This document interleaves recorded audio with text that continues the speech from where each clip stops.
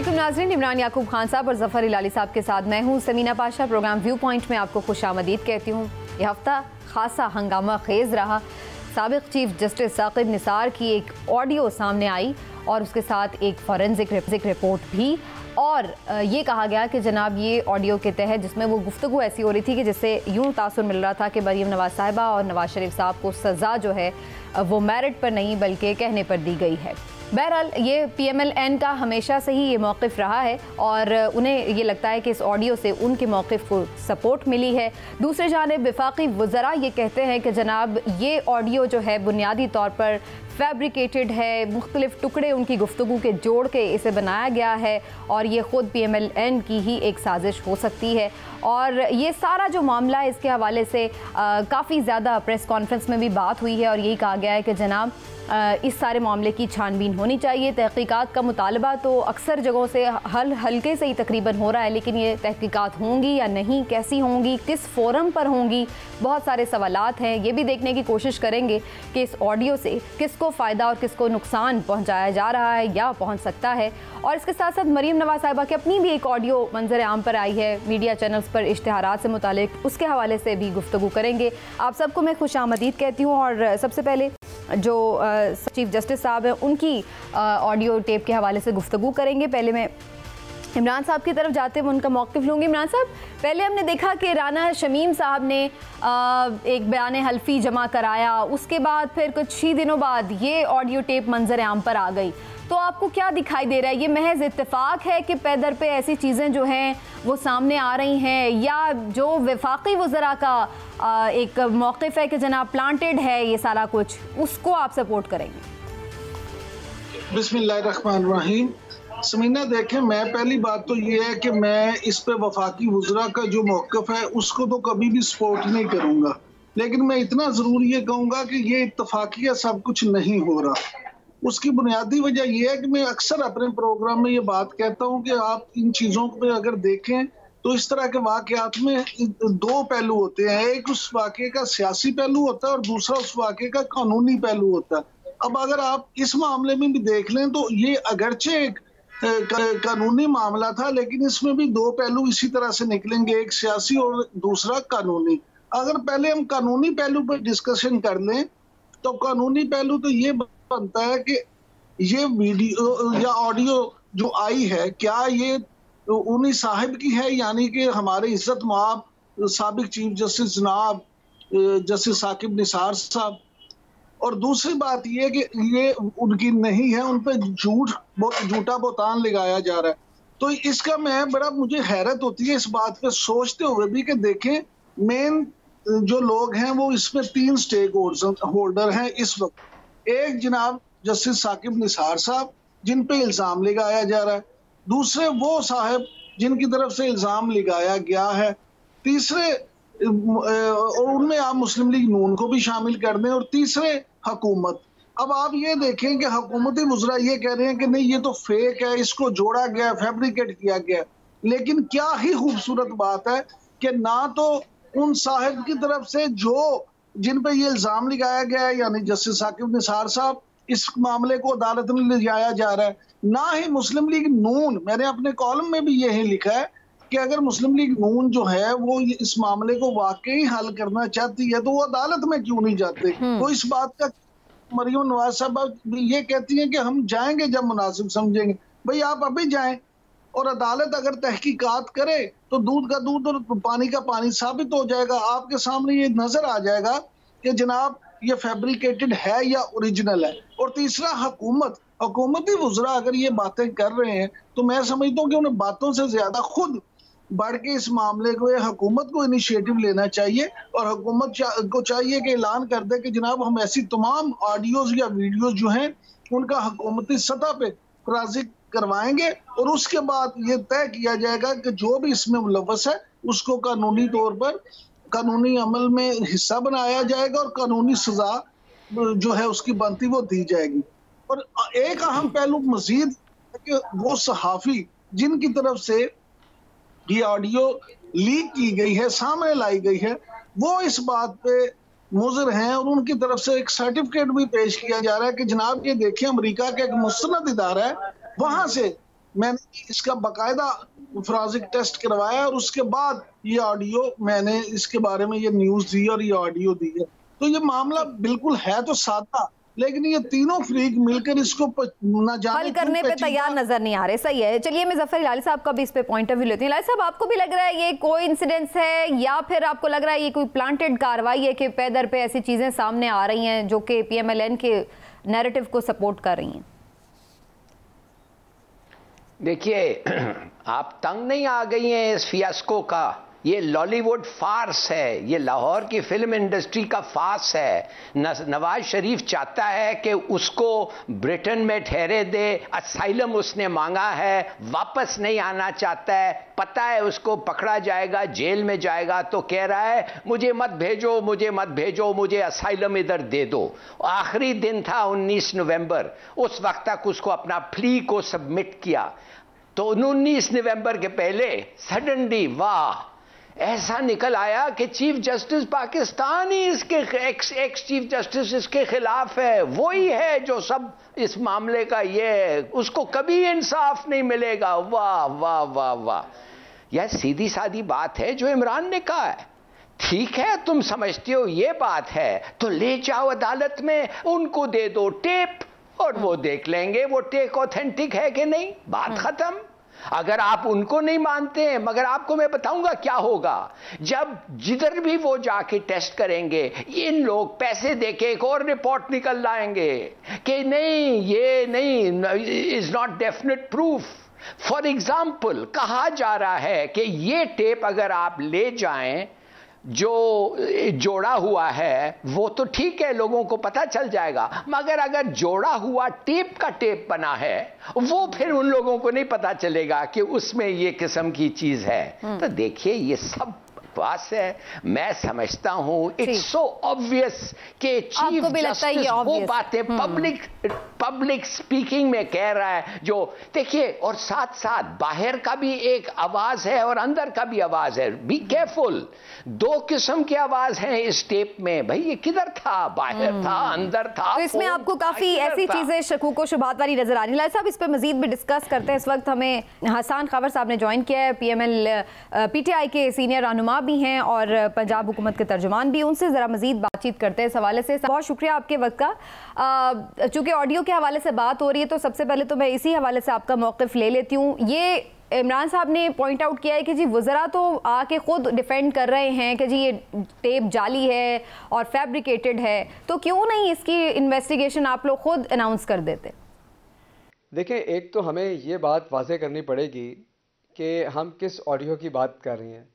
एक तरफ तो एक वो ऑडियो है जो इसलिए इस्तेमाल की जा रही है कि एहतसाब के अमल को रोका जाए और इदारों की किरदार कशी की जाए, और दूसरी तरफ एक और ऑडियो भी सामने आ चुकी है जिसको मरीम नवाज साहिबा ये मान चुकी हैं कि ये उनकी अपनी ऑडियो है। मेरा तो ख्याल है कि जो मुसद्दिका ऑडियो है असल तो बात उसकी है, और ये तो पहला मसला है। क्योंकि आप मुझे ये बताएं कि एक ऐसी खातून जिसके पास कोई सरकारी ओहदा नहीं था, जिसकी पार्टी सारा दिन ये नारेबाजी करती है कि फ्रीडम ऑफ स्पीच, अपने दागदार माजी को भूल के कि उन्होंने अपने दौर में जर्नलिस्ट के साथ क्या किया, वो भूल के अब वो फ्रीडम ऑफ एक्सप्रेशन और फ्रीडम ऑफ स्पीच की बात करते हैं, और उनकी एक ऑडियो सामने आती है कि कैसे वो अपना ज़ाती असर व रसूख इस्तेमाल करके मीडिया को कोर्स कर रही हैं। आप उनकी रेटिंग्स निकाल के देखें चैनल को और ये देखें कि वो क्या कह रही हैं।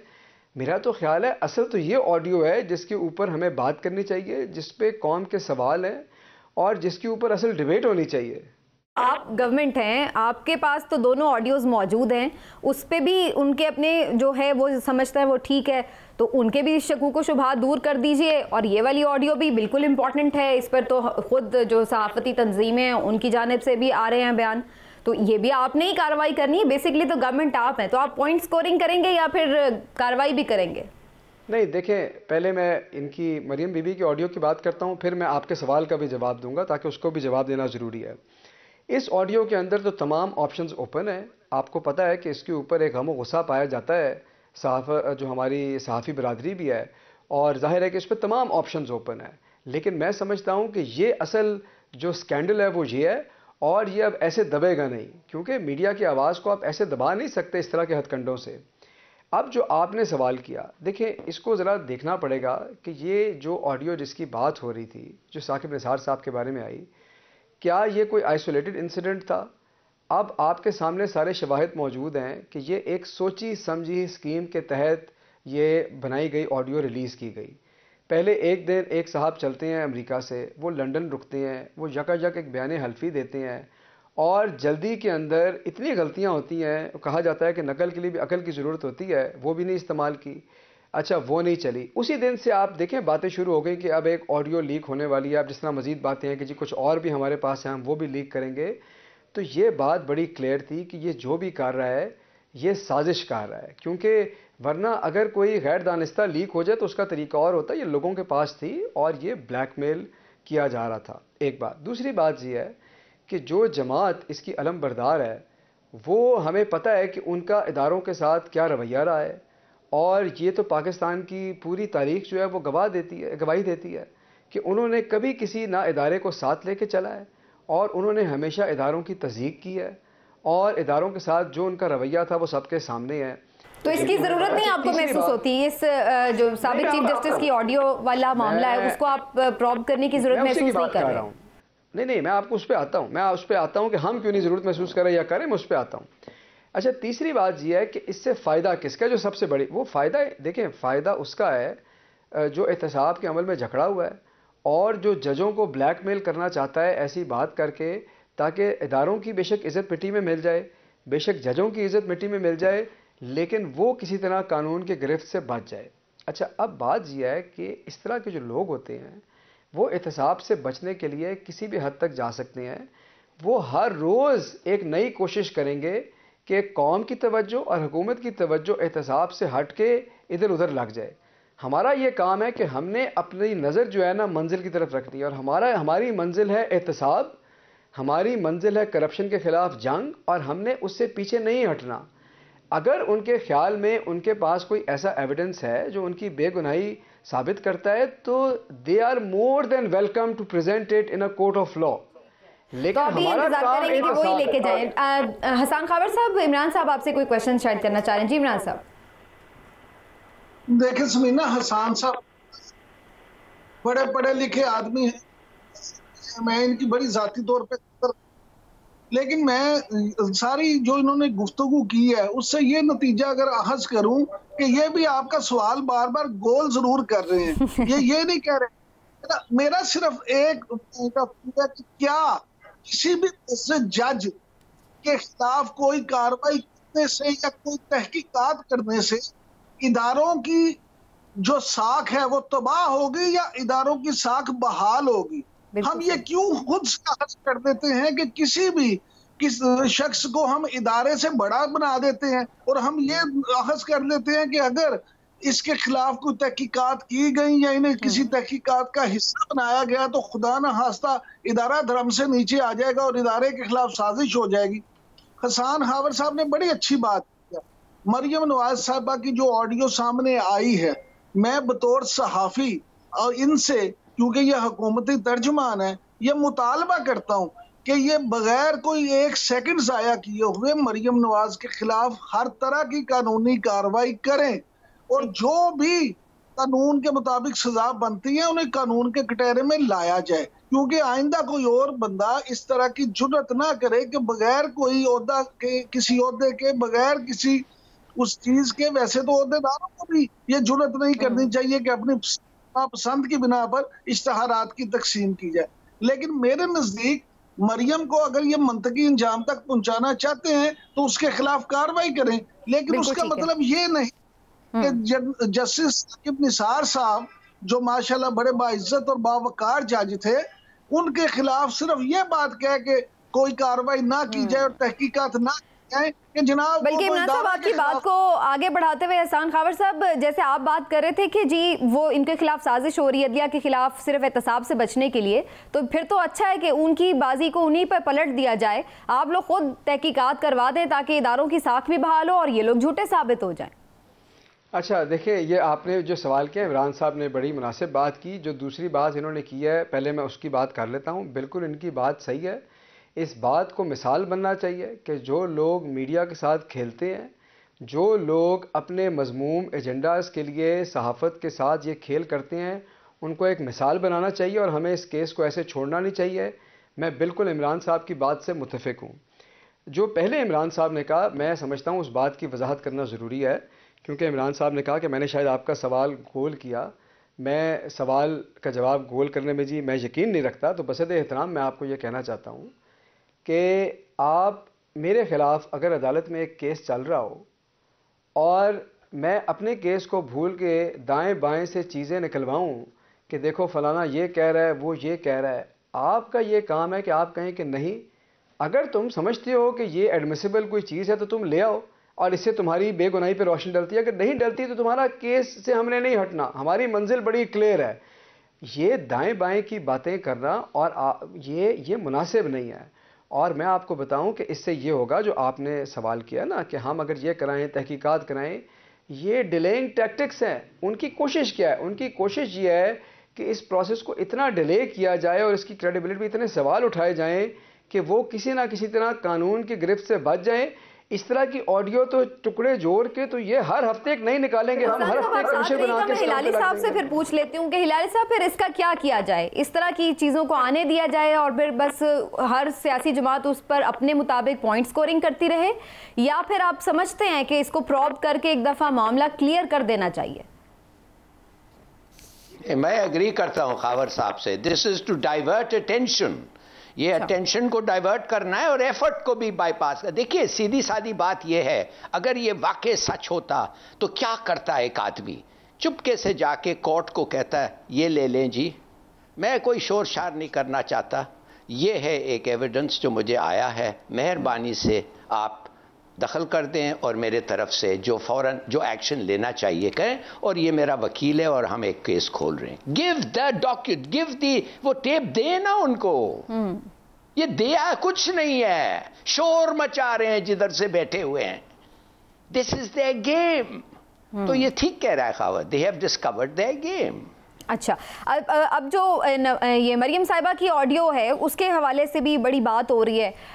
इमरान साहब, आपका इस पर क्या टेक है? आपने हसन साहब से तो ये रिक्वेस्ट की है कि इसको तहकीकात भी की जाए उस तरह, लेकिन आप समझते हैं कि ये जो सियासी जमातें हैं जब ऑपोजिशन में होती हैं तो उनके उस वक्त इन्हें आज़ादी सहाफ़त बड़ी अच्छी लग रही होती है, बड़े वो उसके नारे भी लगाते हैं, अलंबरदार बन जाते हैं, लेकिन हुकूमत में आके कोई सूरत हाल बदल जाती है। क्या ख्याल है आपका?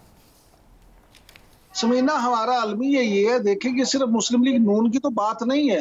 आप पाकिस्तान पीपल्स पार्टी को देख लें, आप इवन पीटीआई को देख लें, यहाँ भी हसन साहब को शायद मेरी बात बुरी लगे, लेकिन यहाँ भी एक गैर मुंतहिब लोगों का पूरा जमगठा लगा हुआ है जो इन चीजों को देख रहा है। अगर आप देख लें ये चीजें वफाकी हुकूमत में हो या पंजाब हुकूमत में, चले इस पे बाद में आते हैं, पहले मरियम नवाज साहबा की डिस्कस कर लेते हैं। मुझे आप ये बताएं कि मरियम नवाज साहिबा जो हैं उनका बड़ा सियासत में मुकाम होगा, वो मुस्लिम लीग नून की बड़ी रहनुमा भी हैं, वो क्राउड पुलर भी हैं।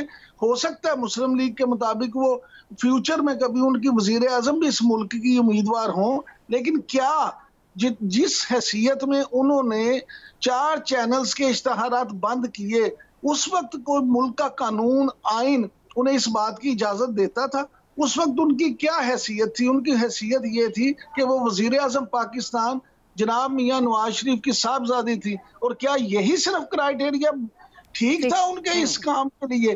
पहले तो ये भी बात होनी चाहिए कि किस हैसियत से उन्हें वजीर आजम हाउस में मीडिया सेल का इंचार्ज बनाया गया था और मीडिया सेल को किस हैसियत से वो मॉनिटर कर रही थी, और फिर वो क्या कानूनी हैसियत थी जिसके तहत वो मीडिया सेल तमाम मीडिया के इश्तहारात को कंट्रोल कर रहा है। और अरबों रुपए का मामला था, बिल्कुल सही, और वो अवाम का पैसा था यकीनी तौर पर। बिल्कुल, आपका बड़ा जबरदस्त क्वेश्चन है इमरान साहब। मैं जरा हिलाली साहब का भी इस पर टेक लेना चाहूंगी, आपने बड़ी इंपॉर्टेंट बात की है। हिलाली साहब, मरियम नवाज साहिबा ने तो उसको एडमिट भी कर लिया है, उनका कहना है कि ये मेरी आवाज़ है, लेकिन मुझे बड़ी हैरत हो रही थी कि आप एक ऐसी गलत ऑर्डर भी दे रहे हैं और उसको आप एडमिट भी कर रहे हैं, और उसके ऊपर आप बिल्कुल कोई आपको शर्मसारी भी नहीं है, या क्या कहा जाए कि आप इतनी आसानी से ये बात कैसे कह सकते हैं कि हाँ ये गलत काम मैंने किया है? क्या ये क्या बताता है इस औरत के बारे में? ये बताता है उसका एजुकेशन क्या है, उसकी ब्रीडिंग क्या है, और तीसरी चीज़ जो वो बता रहा है कि ये एक मोनर्की है। पाकिस्तान में पॉलिटिकल पार्टीज एक इनहेरिटेड पार्टीज हैं। ये देखो बिलावल इधर बैठा हुआ है। तो ये जो है, ये सब चीज़ें, ये कितने डिसग्रेसफुल चीज़ें हैं। अगर और मैं सिर्फ आई एंड बाय सेइंग, ये जो 18 बिलियन रुपया इसने बांटा है, इससे वापस ले लें। ये तो लेना है, जरूरी है, गवर्नमेंट के पैसे हैं ना। किसके पैसे? पार्टी के पैसे। ये तो नहीं आने वाला है लाल साहब। पहले कौन से पैसे वापस आ गए? मैं एहसान खबर साहब से पूछती हूं। तो फिर नहीं, तो मेरे और आपके पैसे हैं, मेरे और अगर आपके पैसे हैं तो बताएं। बिल्कुल, तो आपकी बात तो आपकी 100% दुरुस्त है, 100% दुरुस्त है, लेकिन हमने कभी आते देखे नहीं है। एहसान खबर साहब, आप ये सुन रहे हैं लाली साहब क्या डिमांड कर रहे हैं, और क्या हम उम्मीद रखें कि ये पैसे कम से कम कहीं वापस मिल जाएंगे, या कोई इनको प्रॉब करके कोई इस पर कार्रवाई हो सकेगी? मैं हिलाली साहब की बात पे आता हूँ, लेकिन जो पहले आपने सवाल किया ना, मैं 1 सेकंड उस पर लेना चाहता हूँ। आपने ये कहा कि मरियम नवाज साहिबा ने जो ये मान ली कि ये उनकी वीडियो है, ये क्या जाहिर करता है? ये जाहिर करता है एक पाकिस्तानी सियासतदान की दीदा दलेरी, जो कि ये जानती हैं कि हमारे मुल्क के अंदर 2 केसों के अंदर उनके ख़ानदान के ऊपर उंगलियां उठी, उनको सज़ाएं हुई, और आज उनके वालिद लंदन में बिल्कुल मज़ेदार ज़िंदगी गुजार रहे हैं, और वो भी कानून को अपने हाथ में लेकर दिन रात लेफ़्ट राइट सेंटर से वीडियोज़ निकलवा रही हैं। ये जाहिर करता है कि उनको पता है कि इस मुल्क में वो कानून के साथ खेल सकती हैं, और वो जो चाहे चीज़ मान जाएं, वो कानून की गिरफ्त में नहीं आएंगी। ये वो चीज़ है जिसको बदलना ज़रूरी है, और ये वो चीज़ है जिसको बदलने के लिए पाकिस्तान तहरीक इंसाफ की हुकूमत आई है। और अगर हम इसको बदल गए तो हिलाली साहब की ख्वाहिश भी पूरी हो जाएगी, और उनकी ख्वाहिश बड़ी जायज़ है। ये जिस 18 अरब की बात कर रहे हैं, ये उनकी मिल से नहीं निकला, ये मेरे और इनके टैक्स के पैसे से निकला है। तो क्या इनकी ये ख्वाहिश नाजायज़ है कि वो 18 अरब वापस दें, बल्कि जो अरबों रुपया गया है वो वापस लाएँ? तो मेरी आवाज़ इनकी आवाज़ में मैं हम आहंग हूँ इनके साथ, और मेरी ये दुआ है कि खुदा करे वो तमाम रुपया जो पाकिस्तान से लूट के लोग लेके गए हैं, हमारे इदारे इस काबिल हों, हमारे सबूत इतने ज़्यादा हों कि हम उन पैसों को इस मुल्क में वापस लाएँ।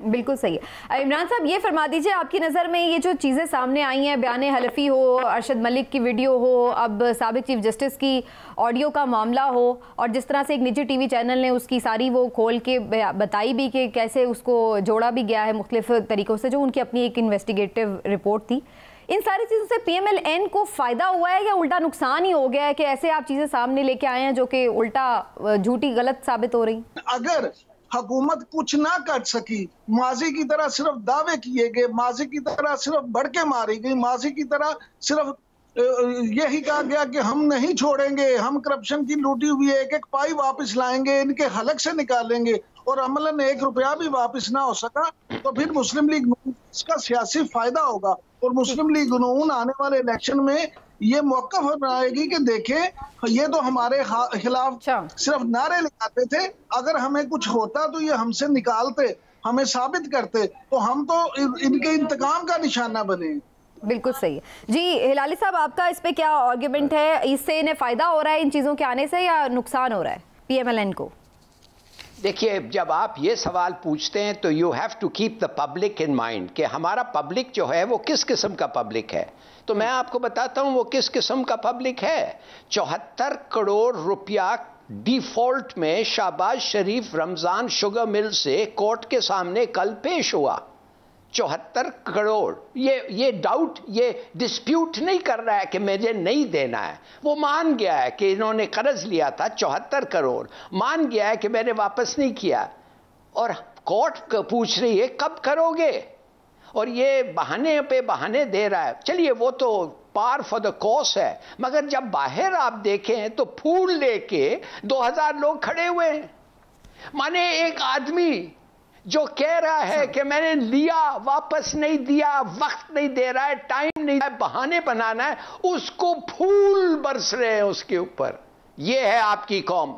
तो आप फर्क नहीं पड़ता लोगों को। पूछ रहे हैं, आई डोंट नो क्या होगा।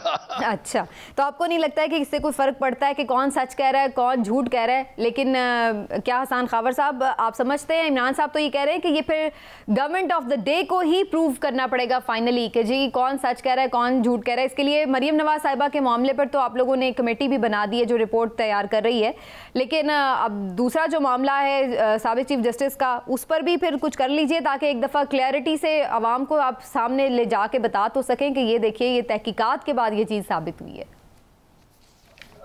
देखिए, इस बात पे तो मैं आपको मौक़िफ़ अपना दे चुका हूँ, लेकिन जो इन्होंने बात की है ना, इन्होंने कहा कि ये नारेबाजी ना हो, ये पैसे वापस लाएं।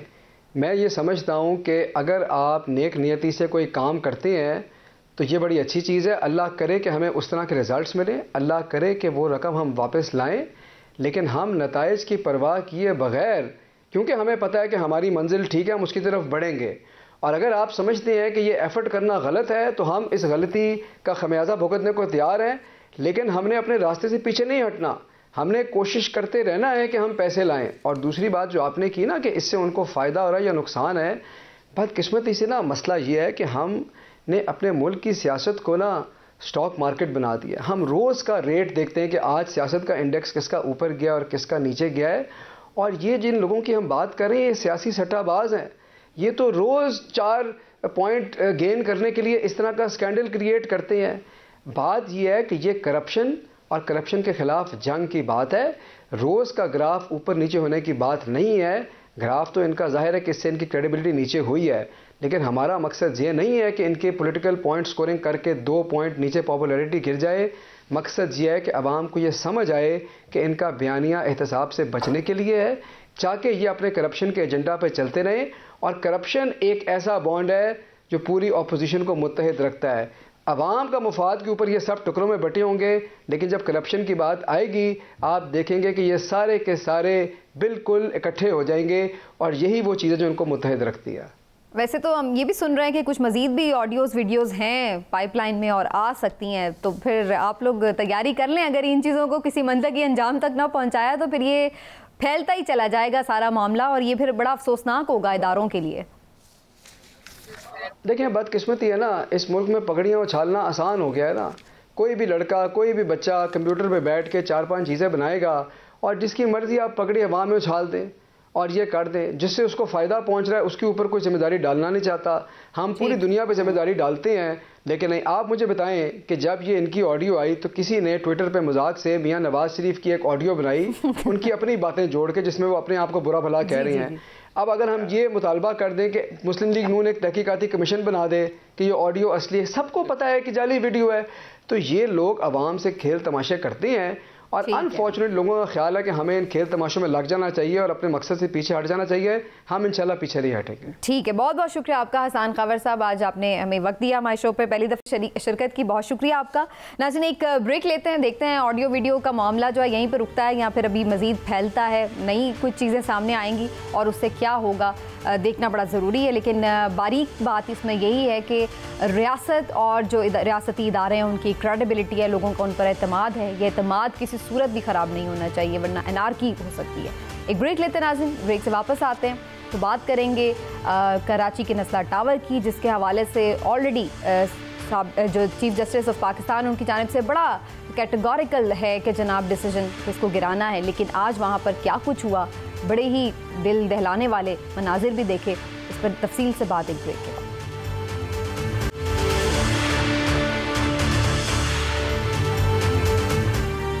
नाज़रीन, चीफ जस्टिस ऑफ पाकिस्तान ने कराची की मशहूर इमारत नस्ला टावर को गिराने का हुक्म दे रखा है। काफ़ी बार बार इस पर समाअत हो रही है लेकिन पेशरफ्त नहीं हुई, जिस पर बार बार जो मुख्तलिफ अफसरान हैं उनकी सरजनिश भी होती है, झाड़ भी पिलाई जाती है, उनको जेल भेजने की बात भी हो रही है। लेकिन ऐसा लग रहा है कि बहुत सारे कुछ पॉलिटिकल मामलात भी हैं और अफसरान ख़ुद भी शायद कुछ हिचकिचा रहे हैं कि ये एक बड़ा काम है, इसको कैसे किया जाए।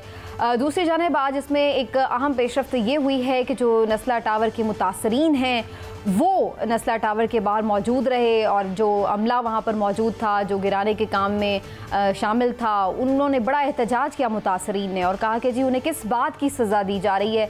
और जो ख़ुद मुख्तलिफ तंजीमें हैं, चेयरमैन आबाद जो है, उनकी जानिब से भी ये स्टेटमेंट सामने आया कि जनाब हमें बता दिया जाए कि आखिर किस डिपार्टमेंट का जो NOC है वही वैलिड है, हम उससे करवा लेते हैं। लेकिन हर तरह की कोशिश की जा रही है कि कुछ सेटलमेंट हो जाए, इसको गिराया ना जाए, कुछ मामला रफा दफ़ा हो जाए, कुछ जुर्माना हो जाए, कुछ हो जाए, रेगुलराइज हो जाए। लेकिन चीफ जस्टिस साहब का ये क्लियर ऑर्डर है कि जनाब इस बार वो किसी को माफ़ नहीं करेंगे और ये हुक्म है कि गिराना ही होगा।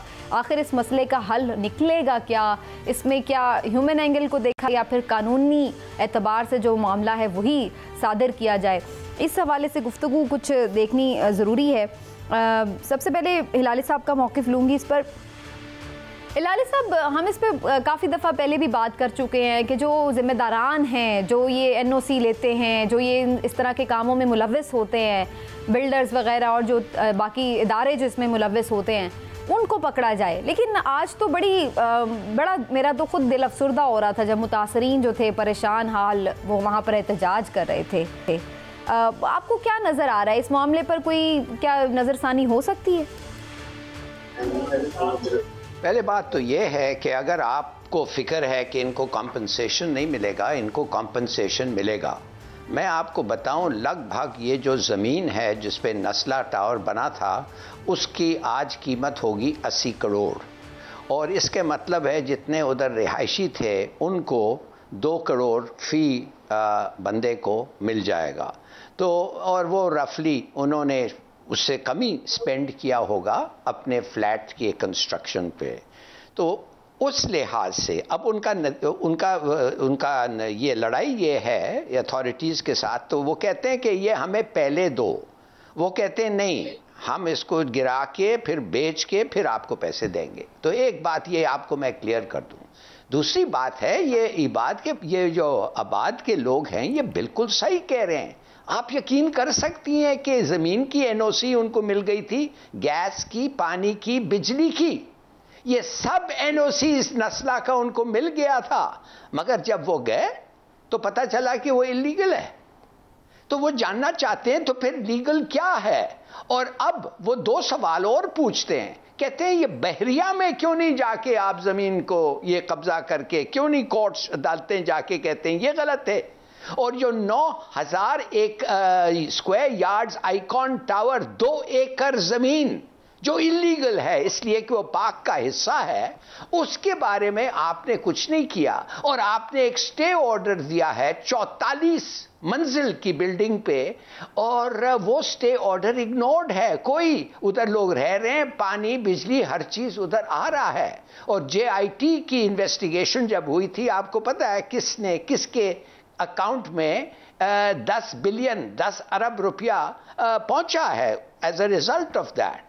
देखिए, सबको पता है कराची वालों के कि हर शोबा गवर्नमेंट का इन्वॉल्व है, सब डिपार्टमेंट्स और प्रोविंशियल गवर्नमेंट।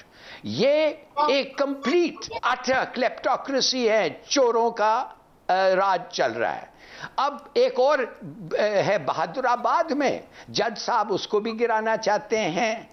तो उसको चलिए छोड़ दें, आप आए कराची, बेनज़ीर पार्क पे आप जाएं, बिलावल चौक के इर्द गिर्द 33 फ्लोर्स का COM3 बिल्डिंग है, 2 टावर्स हैं, वो भी उसी जमीन पे बने हुए हैं। उन्होंने कहा है ना जस्टिस गुलजार ने कि पाक की जमीन मैं नहीं छोड़ूंगा, चलिए उसको भी फिर खत्म करें, मगर करें तो सही।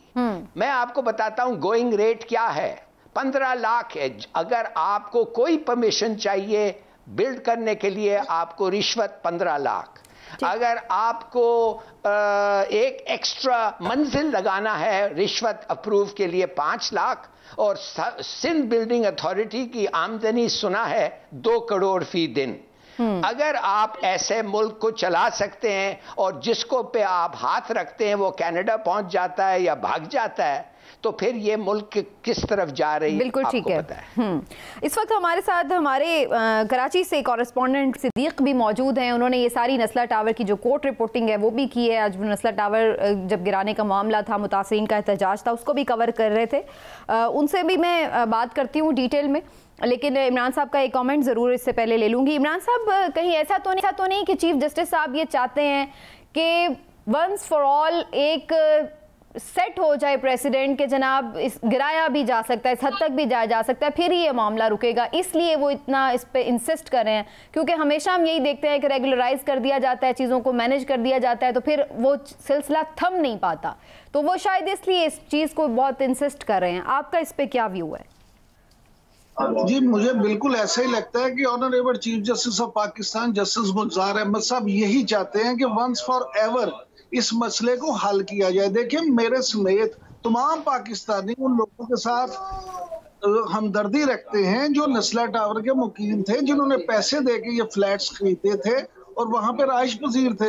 लेकिन प्रॉब्लम ये है कि जब उन्होंने ये फ्लैट खरीदे तो उन्होंने क्या इस बात की कोशिश की कि ये चेक भी कर लिया जाए कि आया ये जो बिल्डिंग बनी है इसके एनओसीज जो जारी हुए हैं वो दुरुस्त हैं या गलत।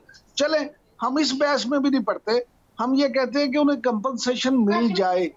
अगरचे सच बात है कि जो जिस तरह से रुपए की कीमत में कमी हुई है, जिस तरह उन्होंने पैसे खर्च किए थे, शायद उतने पैसों में उनको अब इस तरह की जगह ना मिले।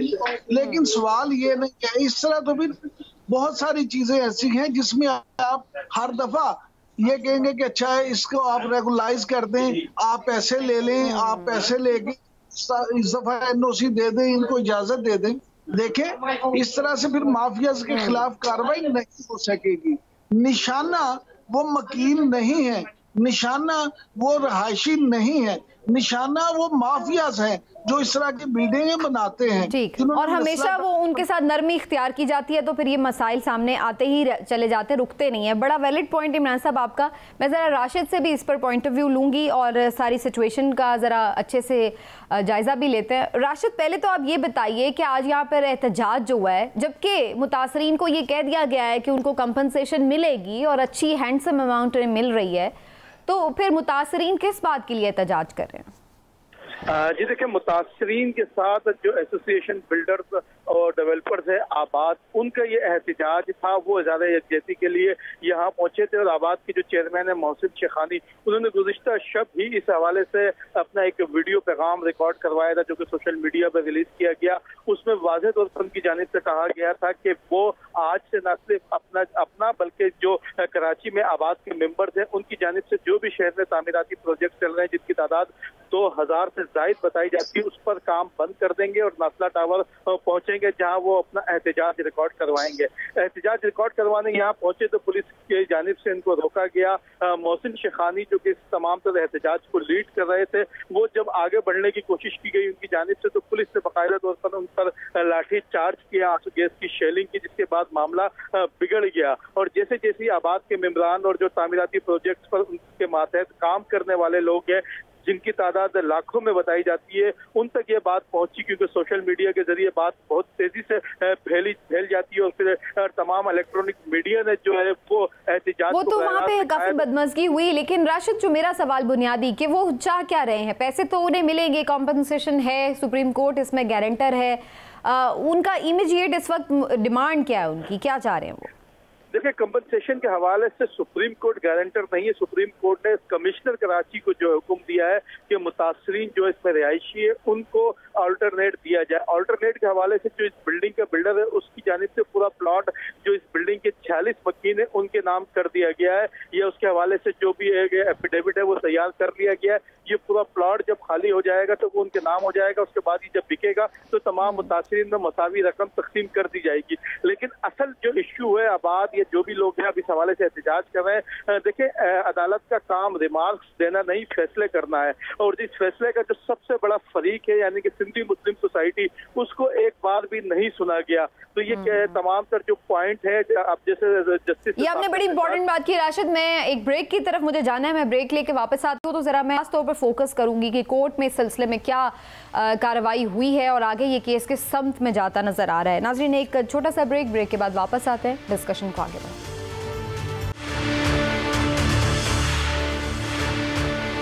Welcome back. राशिद सिद्दीक हमारे नुमाइंदा हमारे साथ मौजूद थे, उनसे हम बात कर रहे थे। राशिद, कोर्ट में आज क्या प्रोसीडिंग रही?